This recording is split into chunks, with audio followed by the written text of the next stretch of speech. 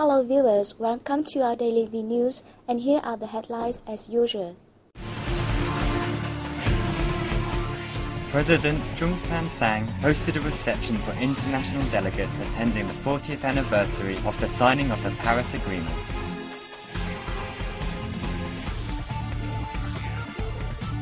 Prime Minister Win Tan Dung held a working session with experts to review socio-economic performance and seek measures to execute this year's goals. 5 intangible cultural heritages of humankind were performed in Dalat.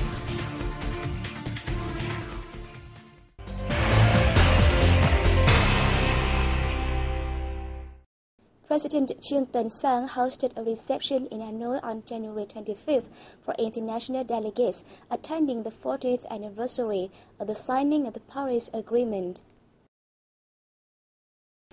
At the event, delegates from France, Russia, the US, and Laos recalled their support to the 2 Vietnamese negotiation delegations of the government of the Democratic Republic of Vietnam and the Provisional Revolutionary Government of the Republic of South Vietnam at the Paris Conference 4 decades ago.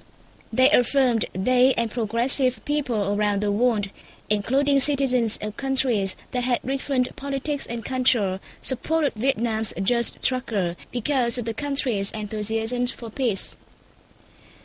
Vietnam's triumph at the conference that forced the U.S. to sign the Paris Agreement is a great encouragement for peace and justice lovers all over the world, they added.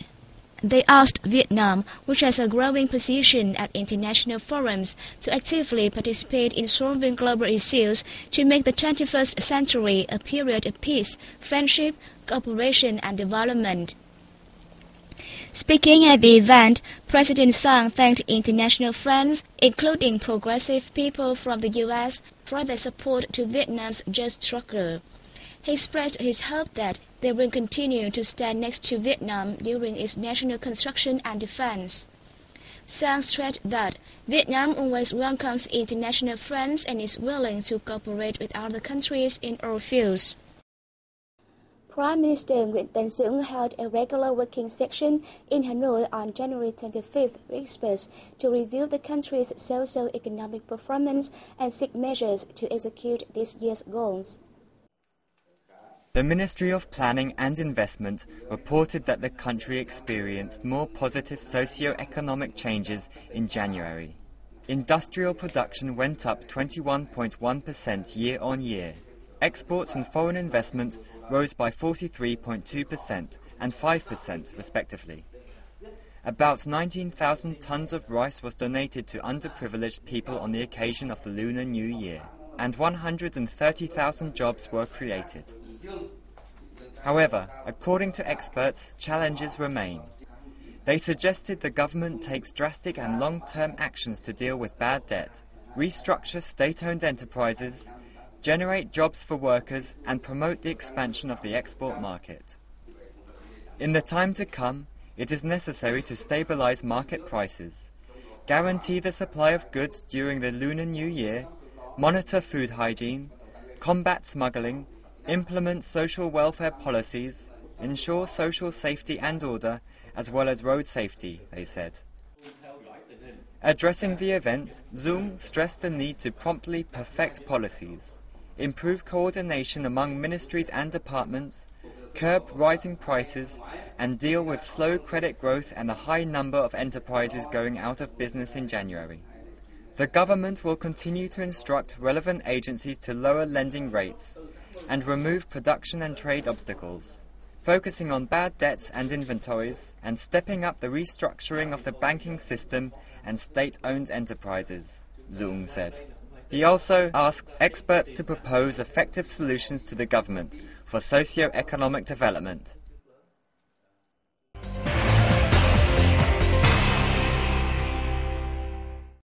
Vice President Nguyễn Thị Doan has hailed the efforts of business people across the country to stabilize and develop Vietnam's economy at the New Year Gala.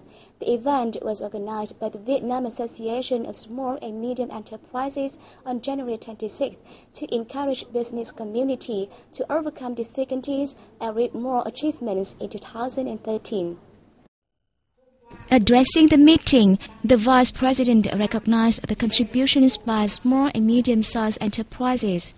They generate 40% of the country's GDP and employs half of all laborers.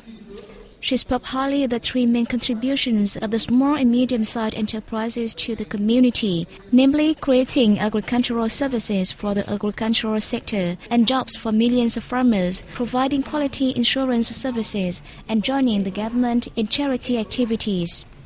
Vice President Zuan asked the business community to overcome the difficulties, help each other develop, enhance competitiveness, produce better quality products, and further contribute to the country. Finnish Minister for International Development Heidi Hautala on January 26th met with Vice Chairman of Da Nang City People's Committee Phùng Tấn Viết. The minister said Finnish companies have potential to coordinate with Da Nang to increase innovation, reduce poverty, and commence business operations in the city and surrounding region. She also hoped that businesses from her country will seek opportunities to cooperate with Vietnam. The host welcomed the visit and said he believed it would bridge Finnish companies with his.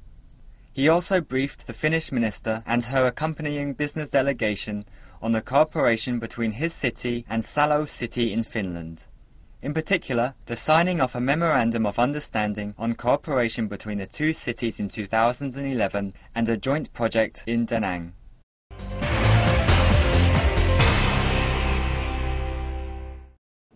According to the Foreign Investment Agency, less than 1 month into 2013, the country has licensed 37 foreign direct investment projects worth $257.1 million in registered capital. In addition, 9 existing projects added $24.3 million to their registration capital, bringing the total amount of FDI capital inflow by January 20th to $281.4 million, up 74% compared to the same month last year. The largest portion of FDI inflows were poured into processing and manufacturing industry, accounting for nearly 72.1% of total invested capital. Japan topped the list of investors with $157.7 million in newly granted and additional capital, followed by Thailand and France with 19.3% and 7.1% respectively. Đồng Nai, Hải Phòng, and Bình Dương are the 3 most popular destinations for foreign investors this year. According to the agency, FDI disbursement was estimated at $420 million, up 5% year-on-year. The FDI sector expects to bring in $6.61 billion from exports in January, accounting for 65.49% of the country's export earnings. Vietnam's 5 intangible cultural heritages of humankind were performed in Đà Lạt on January 25th. It was the first opportunity for local people and international visitors to watch art troupes perform the cultural rites of 5 world intangible heritages. They are Nia A Nia, Hui Royal Court Music, Quan Ho, Bac Ninh Love Duet, Ceremonial Singing, Swan Singing and Gong from the Central Highlands. The heritages were recognized by UNESCO in the 2003 to 2011 period. The event, co-organized by the Ministry of Culture, Sports and Tourism and Lam Don Province, is an opportunity to further spread the value of the intangible heritages and develop cultural tourism at home and abroad. On the same day, the Ministry and Province held a meeting to review the implementation of a 5-year national program to preserve and utilize the value of the space of Gong culture in the Central Highlands. In the past 5 years, the program has enhanced the spiritual life of ethnic groups in the Central Highlands and accelerated socio-economic development in the region. According to local authorities, in order to preserve the space of Gong culture, it is important to protect the cultural environment. Moreover, the work should be completed in unison with other popular cultural practices. Raising awareness and providing information for local people is also required. And that's all we have for today. Thank you for joining us and see you next time.